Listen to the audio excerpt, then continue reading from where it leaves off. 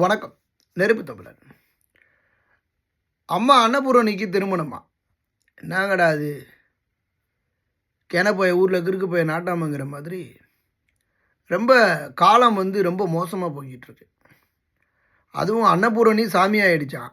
சாமியானது 3வது திருமணமா? ஏற்கனவே இந்த சாமியாக இருந்தது இன்னொருத்தர் புருஷனை கூட்டிகிட்டு ஓடி போய் அதற்கப்புறம் நம்ம அம்மா டிவியில் வச்சு பஞ்சாயத்து பண்ணி அதுக்கப்புறம் அந்த இன்னொரு புருஷன் மர்மமான முறையில் கொலை செய்யப்பட்டு அதற்கப்புறம் இன்னொரு திடீர் புருஷன் இப்படி 3வது புருஷனை கல்யாணம் பண்ணுறாங்க. இந்த அம்மா எத்தனையோ முதலிரவை சந்திச்சிருக்கிறாங்க.